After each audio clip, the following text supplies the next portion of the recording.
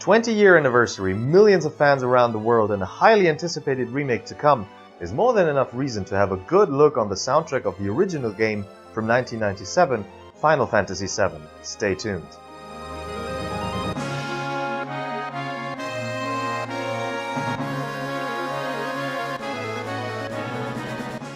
Hi guys, and welcome to a new episode of Let's Pause to Listen. This time we take a look on the soundtrack of a game that can be categorized as one of those games which are so good that they also create voices who say that this game is overrated. Just like Zelda 64, Final Fantasy VII became a victim of this phenomenon, which mostly seems to emerge when a particular favorite game is a part of a longer series and already has at least one successor. The arguments of the opposition are based around technical issues, as well as game design flaws and inconsistencies in the story. In this case, they do have a point. There's a bug which actually helps you to get overpowered quite easily with the Materia W item. You take a powerful item and take the same one again, but instead of using it, you go back and forth and the count magically goes up. And with that much elixir, you earn some serious experience points with these enemies. The story and the game progression also have their share of problems. Although the game is pretty linear, you still find yourself frequently in the situation where you have no clue about how to proceed without thoroughly examining the area. The story is a little complicated, which is not necessarily a bad thing. The presentation of it can get pretty irritating though, maybe because it is not as well scripted as it could have been, but mostly because of its poor translation. Typos aren't even the worst thing. It's things like not being able to find a cooler name for the unit soldier in which Cloud and Sephiroth were active members. I mean, sentences like, he wasn't soldier, are just weird. And if you think that the English version was bad, then you have no idea what German gamers were exposed to. There were not just your ordinary typos, but for example dollar signs or hashtags in the middle of a word or a series of letters which do not exist in the German language in just one speech bubble. Grammar errors throughout an entire conversation which rendered it completely incomprehensible. And yes, Final Fantasy VII is far from perfection, but does that matter? Of course not. Compare that to a list of today's games which cost way more money and take way more time and manpower to make, which still come out unfinished and full of bugs, and all of a sudden the flaws of this game appeared to be tiny. A minor number of beauty spots on a canvas of brilliance. That also have a part which stays completely free of negative critique. Once more, Nobuo Uematsu was responsible for that part. The music of this game is special in its own way. I saw and played the game on the PC of a childhood friend of mine for the first time. We didn't play for long, just up to the reactor number 5 explosion in Midgar, but this private little demo got stuck in my head. It took some time until I could play it again on my own PlayStation. Until that time I had a real craving for it. I especially yearned for this darker atmosphere and the music of the reactor mission. It kept ringing in my ears. Once I plugged it in, I noticed that something was quite odd. The graphics were basically the same, but the sound and the music in particular were different.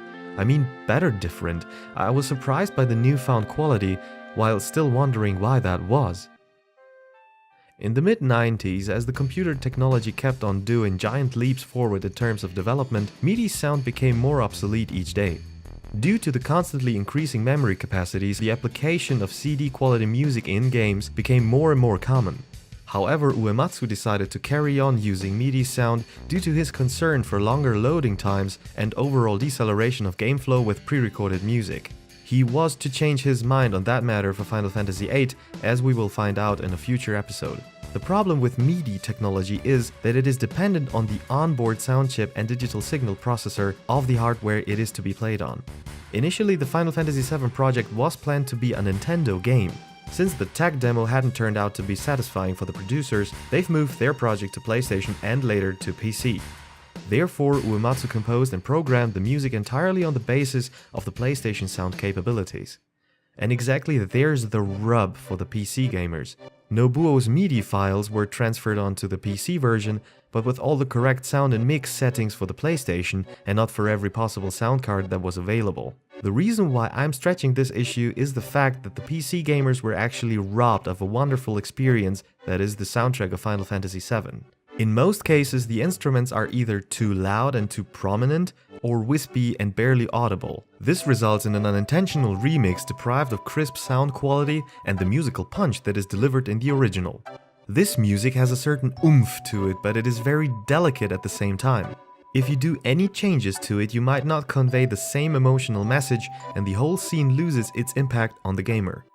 That is a shame, because this soundtrack has a different goal than in the previous game.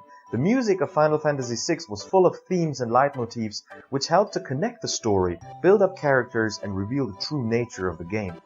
This soundtrack, though, has another aim: atmosphere. Final Fantasy VII has scenarios of utmost diversity, from hottest to coldest, from brightest to darkest. Any given situation and emotion is supported and amplified with the music. Let's have a closer look. We start with one of the coolest openings in game history. There is no long introduction or any previous story explanation foreshadowing an approaching doom state. No, just zooming out to the Final Fantasy VII logo and immediately zooming right into the action. The track's bombing mission most iconic feature is this motif, which starts in the lower register of the piano. This urgency that is created here is not only made by the fast triplets, but with the choice of a certain tempo. We've grown accustomed to the sound of a ticking clock of every passing second, which corresponds to exactly 60 BPM. 120 BPM doesn't stress us out either, because it is 2 perfect beats in 1 second. But set the track's pace at around 135 BPM and you create a subconscious need to hurry up.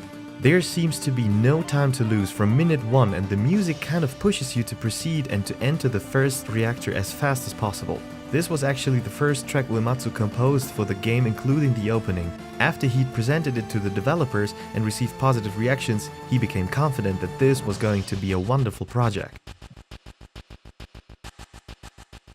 Once you get inside the reactor, you're immediately exposed to this darker atmosphere I mentioned earlier.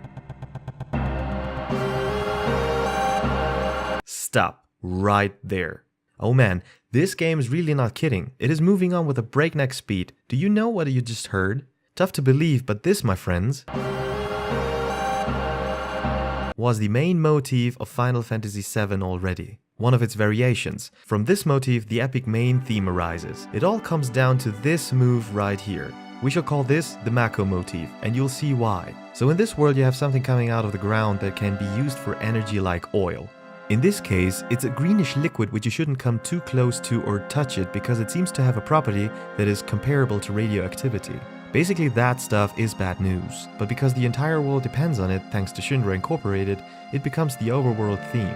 And it's beautiful music when you're out there, since you're not too close to the Mako. But when you get closer, you're in immediate danger, and the tone of the motif and whole track changes. Remember this?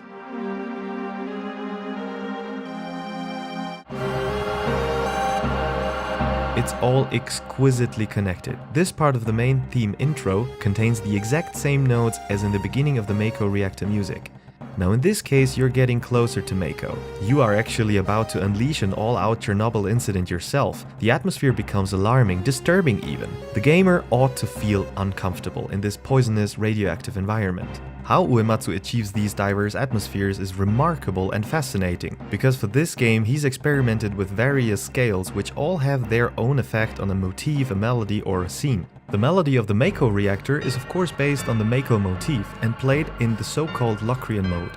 Now Locrian mode is simply nothing else but the same tones from a major scale starting from its 7th degree. The starting point of a scale is crucial and paradigm shifting because it changes the positions of the semi and full tone steps as well as the order of the chords. The tonic of this scale is a diminished chord, and its dissonant characteristic is due to the minor 2nd and minor 5th. Just like Mako, the Locrian mode is a monster in the wrong hands, but luckily Uematsu knows how to tame the beast and how to create a splendid track which is great fun to listen to despite holding so much uneasiness and tension. And he can do this not only by using weird modes for a melody, but with tension-soaked harmonies. We are skipping forward to where Cloud and Tifa come into direct contact with Mako, or better said live stream as it erupts out of the ground. As Tifa helps Cloud with his mental dilemma, they are literally diving in the stuff. She helps him to reconstruct his memories and to rearrange the mess in his head. This scene could easily be supported with some moderate, easygoing music guiding you smoothly through.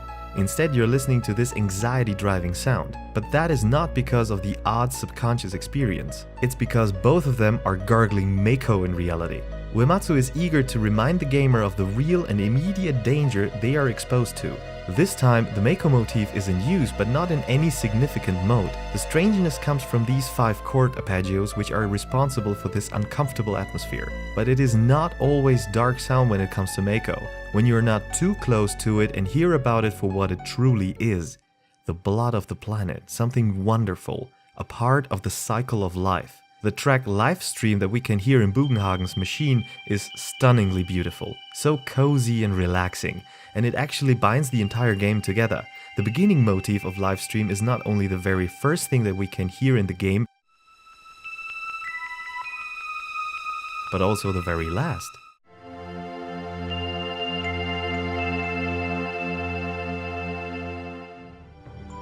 While the Mako reactor melody is in G Locrian, the Livestream melody is in G Mixolydian, a way more pleasant mode than Locrian.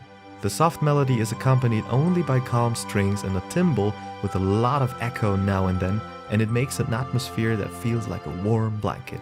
Now, like I said before, Uematsu really enjoyed experimenting with different scales and modes. What knocks my socks off is how he manages to make a scale sound frightening when it actually isn't. Listen to this beautiful B-flat melodic minor scale.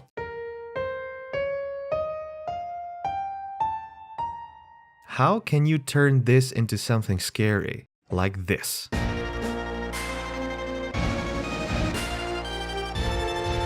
He leads the motif up to the leading tone and doesn't resolve it, leaving a lot of tonal tension right before the vocals give their answer to the motif. The menacing rhythm containing bass drum and clapping kind of do the rest. You know that the building you are standing in front of belonged to very bad people. And the military snare drum gives you even a little hint that these bad people don't just have fancy offices and expensive cars, but a private big army. When you infiltrate the Shinra building, you get to hear the same Shinra motif. This time, it starts in D melodic minor and the whole track is way calmer because you are supposed to be quiet when entering somewhere without permission. What I love about this Shinra motif is that it's wonderfully stressful. It describes the nature of this incorporation, which is full of lies, death, craving for power, ruthless, and on one floor is even dealing with something icky. And they share one big problem with our protagonists. He is the ultimate enemy. His long silver hair, his dark robe, his light-year-long sword, the most badass villain in probably all of gaming. Sephiroth. The personified badassery of pure evil who's leaving a trail of devastation behind him gets a very simple but striking theme. The long gong, the heartbeat resembling bass drum, and the menacing choir. Dude, goosebump alert. The melody of this theme is frightening for a reason. It originates from what we shall call the Sephiroth motif. Now the motif is nothing more than 3 tones in the closest possible proximity. They are arranged chromatically, so just semitone steps. Why is it creepy or disturbing even? Well, play them together. Now, why would I call that a motif? Does it appear later in another theme variation? Actually, it does reappear, but not as a different version of the theme itself. It is hidden in other tracks, which makes it all the harder to figure out. You can hear it as soon as Sephiroth plays any kind of role in the scene or place. Like in the library of the Shinra villa in Nibelheim. It is this room in which Sephiroth begins to realize that his birth was artificially initiated. This is where his nightmare starts, and this is why this actually peaceful track has the name The Nightmare Begins. It is played with just one guitar and is really not that nightmarish. It's beautiful but with a hint of unrest, which describes perfectly how Sephiroth is reading each and every book in the library without saying a word, but also without taking a break. At the very end of the piece, you can hear his motif. In another example, the use of the motif is clear as daylight.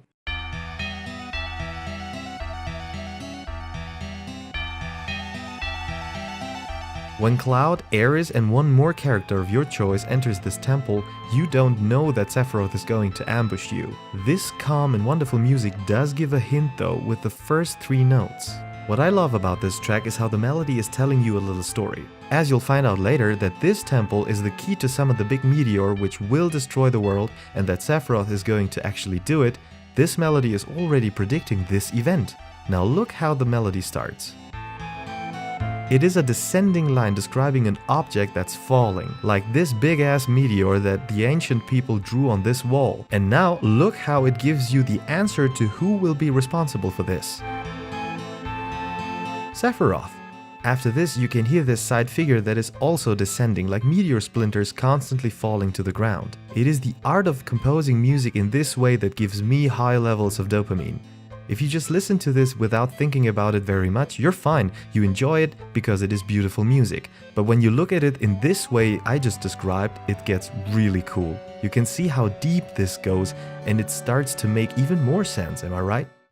Now, let me tell you about something that took me 20 years to realize. In this game, every protagonist gets his or her own theme, except for 3. Now, 2 of them are Yuffie and Vincent, although we could count the track Descendant of Shinobi we are hearing now to Yuffie, and the track The Nightmare Begins from earlier to Vincent. But for the sake of this analysis, we can ignore these 2 because they are completely optional. You can finish this game without them. Now, who is the 3rd? Are you ready? Cloud. He doesn't get a theme. Cloud, the main dude. Why? Why does Uematsu treat the main protagonist like an optional one? It's not like the game couldn't offer enough occasions for an epic Cloud theme.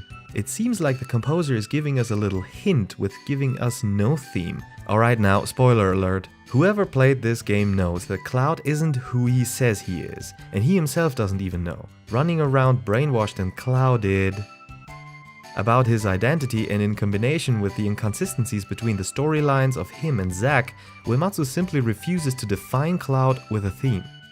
He doesn't want to acknowledge him as the main protagonist, like he shouldn't even be there, and thereby leaving room for speculation.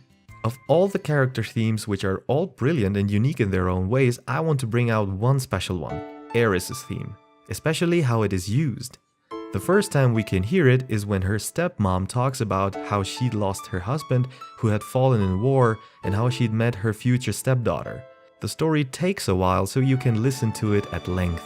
But after that, this theme cannot be heard for a while, not until that moment, when some real manly man tears have to happen. When that son of that Genova bitch Sephiroth rams his sword through Aerith. Now the reason why this scene hits so hard is a neat little trick Uematsu used before in Final Fantasy VI.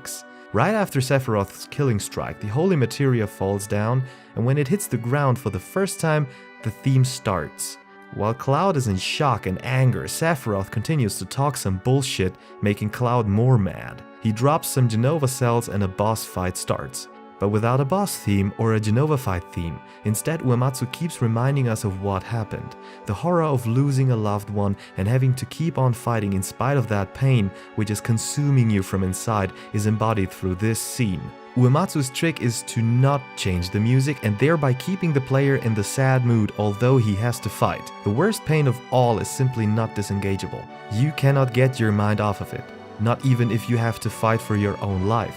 The entire ending of CD1 is about Aerith's untimely demise, and Uematsu makes sure that we feel that.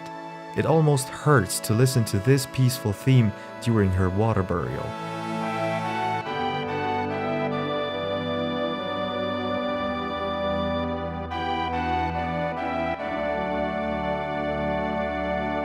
Alright, back to happy thoughts. We don't have to go far for one of my personal top 5 tracks of this game. It is right in this ancient town. The second you enter this place, all the calmness breaks out loose. There is nobody there, deserted and beautiful. As you wonder about this extraordinary place everybody is looking for, you can listen to this amazing track that creates this peaceful atmosphere. You suddenly feel safe and warm and also overwhelmed with the grace and charm of this village, wondering what happened, why everybody left, how they'd lived before, or who these people were. The calm and gentle music starts with this melodic figure that is repeated throughout the complete track, creating this blanket of relaxation. The piece is in 6/8 time, which has a dance quality to it, making it even more mellow and easygoing. Keeping it constantly in D minor, changing it into G major for just a brief moment, pictures this unshakable tranquility that cannot be disturbed.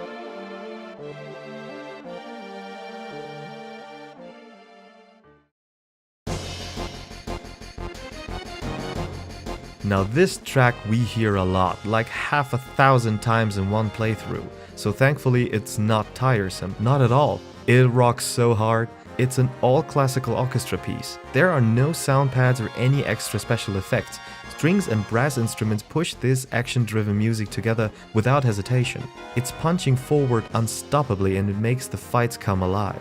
What's great about the fighting themes of Uematsu is that they are always heading towards a climax that explodes right before the end and leads dynamically and transition-free into the loop, continuing the action. After every successful fight and in almost every Final Fantasy game, we hear this. And who agrees with me that this follow-up music of this game is the best in the entire franchise? I mean, this pure joy over a one battle is infectious, even if it was an easy one. Wouldn't you love it if there was a device that would automatically play you this fanfare and follow-up music after you finished a hard task or successfully dealt with a problem in your life? You'd be like, nailed it!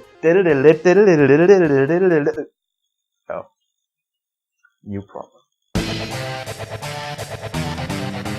This is where Uematsu goes heavy metal. He lets a heavy guitar shred this hard-ass riff with a lot of palm muting in the manner of guitar riffs from the 80s.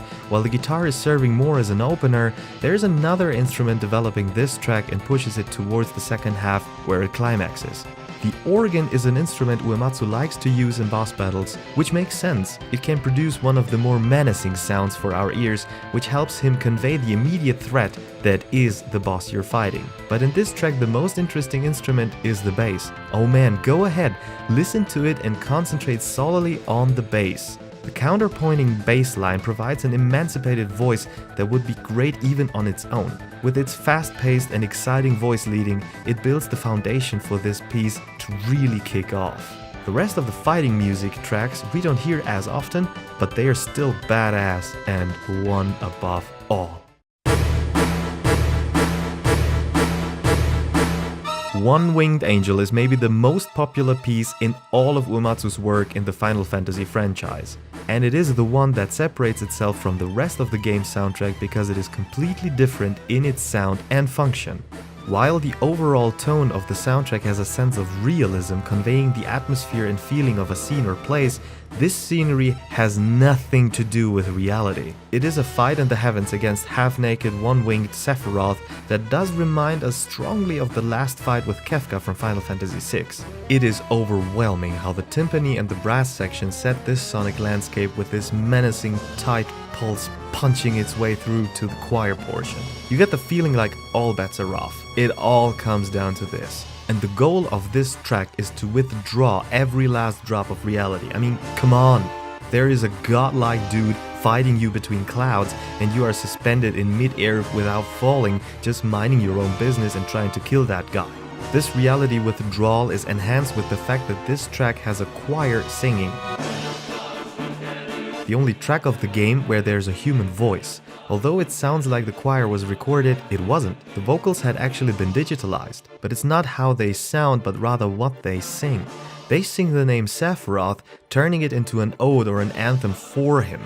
With the choir's tactual glorification of Sephiroth and the overall scenery, this game, full of realism, turns into complete absurdism right at this point, and for this, the music adds the crucial factor. There's one problem with the last 3 fights of this game, not including the mano a mano of Cloud and Sephiroth at the end. It is not well balanced with the length of the music. As I said before, it is quite easy to overpower your characters and the final bosses don't have very much HP and therefore the fights don't take very long. So when you want to enjoy the music, you have to listen to it without playing the game or use extra long summons. But so what? It is and always will be an awesome soundtrack, period. I really took my time for this video because this soundtrack deserves to be thoroughly analyzed and checked out. And often you can't help but just lean back and enjoy it, for this game and music is a once-in-a-lifetime occurrence. I've been in awe since 1997 and will always be. Nobuo Uematsu's goal was to give this soundtrack a sense of realism, to portray the emotions of a scene and to let the gamer feel what he or she is playing, not to define it or give it any more purpose. It is all about the atmosphere, about the immersion, about the connection between the gamer and this beautiful game. But the uniqueness of this soundtrack is not only made by the melodies or harmonies. The sound design is also very important and has a big saying in this issue. The way these instruments and sound pads sound, nowhere else can they be heard ever again in this manner. It is this individuality of game music that is slowly fading away with every new technological progress. Now, why am I bringing this up? Well, we are all waiting for the remake, and as you know, they plan on making more than one game, adding even new content and re-recording all the music. That is all awesome because that's what we as fans have been praying for years now. But what can we expect from the new soundtrack? Will there be new music? How is the old music going to be arranged? And will the new atmosphere suffer any diminishment compared to the old one? Knowing that Nobuo Uematsu will play no role in the remake, these questions are legit, but we will have to be patient and wait to see the outcome. All I can say now is this, from the bottom of my heart, and in the name of every Final Fantasy VII fan on this planet, please don't suck, okay? Thank you guys for watching this video, I hope you enjoyed it. Please like and subscribe if you did, or share this video to support Let's Pause to Listen. I will see you guys again very soon, and until that time, thanks for listening.